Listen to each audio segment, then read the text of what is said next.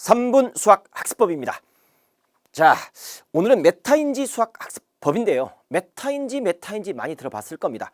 근데 그 메타인지가 뭐냐면 우리가 메타인지, 메타 코그니션입니다. 이 메타는 우리가 최고의 최상이라는 뜻이고, 그다음에 코그니션은 인지, 알다라는 뜻입니다. 앞에 RE를 붙이면 리코그니션, 리코그나이즈, 알다, 알.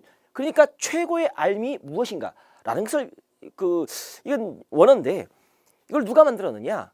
미국의 스탠퍼드 대학의 플라벨 교수와 그 연구진들이 최초로 논문에서 이 용어를 썼습니다. 그래서 메타인지가 굉장히 유명하게 된 건데요. 이것이 도대체 뭐냐? 최고의 알미 뭐냐? 그래서 그 연구진들이 조사를 했어요. 조사를 했는데 뭘 조사하면 공부에 성공하는 공부가 있겠고 실패하는 공부가 있습니다. 여러분들 다 공부하잖아요. 누구나 공부를 해요. 근데 똑같은 시간을 공부를 하는데 성공하는 공부가 있고 실패하는 공부가 있더라 이거죠.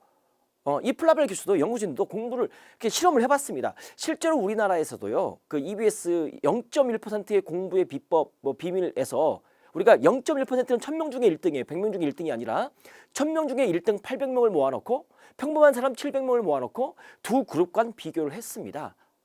그랬더니 이런 성공하는 공부가 있고 실패하는 공부가 있더라. 이게 나온 거예요. 그래서 세 가지 가설을 딱 설정을 했어요. 플라벨 교수 연구진들이 한 겁니다. 첫 번째는 뭐냐면 IQ가 높은 아이들과 IQ가 높지 않은 아이들 상관관계를 조사했습니다. 상관관계가 높으면 여러분 알잖아요. IQ가 높은 애들이 공부도 잘한다. 이게 상관관계 높은 거예요. 관계가 높은 거예요. 근데 상관관계가 낮으면 IQ랑 공부랑은 성적과는 상관이 없다. 이런 뜻 아닙니까? 그래서 IQ와 아이들의 성적을 비교를 해봤더니 상관관계 100점이 최고점이에요. 몇 점 나왔을까요? 몇 점 나왔을까요? 28점이에요. 30점이 안 돼요. 28점. 거의 상관관계 없는 거예요. 그다음에 두 번째 조사한 게 뭐냐면 환경, 가정 환경과 아이의 성적 비교해봤습니다. 그랬더니 이건 좀 높겠죠. 의사, 부모님이 의사야, 변호사야. 그다음에 공부 좀 잘했던 부모님들이야. 그럼 자녀는 공부를 잘할까요? 그럴 수 있겠죠. 상관관계를 조사했더니 몇 점 나왔을까요? 놀라지 마십시오. 32점 나왔습니다. 그거나 IQ나 똑같지 않습니까? 거의 상관관계 50점도 안 돼. 없어. 결국 부모 탓하지 마십시오. 내가 공부 못하는 거 부모 탓 아닙니다. 알겠죠? 전혀 관계가 없다. 상관이 약하다. 마지막 세 번째, 공부량하고 공부 성적을 비교해봤습니다. 공부량이 높으면 성적이 높을까요? 공부량이 적으면 성적이 낮을까요? 상관 점수를 딱 봤더니 이건 좀 높았습니다. 몇 점 나왔냐면 38점 나왔습니다. 가장 높았어요. 그러니까 양을 많이 하면 근데도 50점이 안 넘어.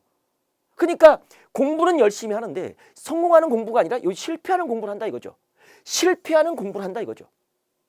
여러분은 어떻습니까? 지금 열심히 공부했지 않습니까? 성적이 잘 안 나와요. 실패하는 공부예요. 그 이유가 뭐냐면 바로 메타인지에 있더라. 성공하는 공부는 메타인지에 있더라. 정말 잘하는 아이들은 메타인지 능력이 높더라. 그 메타인지는 뭐냐? 이겁니다.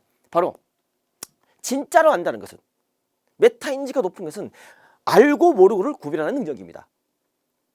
내가 15문제가 있어. 그걸 풀어보는데 미리 예측을 해. 난 여기서 13문제를 풀 수 있을 것 같아. 그럼 13문제를 정확히 푸는 겁니다. 근데 메타인지가 약한 학생들은요, 자기가 공부를 해. 근데 15문제가 있어. 근데 10문제 맞출 걸 예측을 해. 근데 2-3문제 맞추거나 3문제 맞출 걸 예측했는데 12문제를 맞추거나, 그러니까 자기가 생각한 것과 전혀 다르게 결과가 나오는 겁니다. 이게 메타인지가 약한 학생들인데요. 그래서 진짜로 안다는 것은 무엇이냐? 메타인지가 높다는 것은 무엇이냐?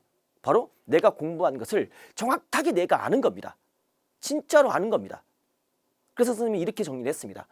진짜로 안다는 것은 바로 내가 공부한 내용을 안 보고 친구들한테 가르칠 수 있을 때, 선생님처럼 가르칠 수 있을 때. 뭐라고? 안 보고 가르칠 수 있을 때. 다시 한번. 메타인지는 뭐라고? 안 보고 가르칠 수 있을 때. 이게 메타인지의 끝이다. 내가 공부를 했을 때 안 보고, 공부한 것을 안 보고 친구한테 물어봐야 돼.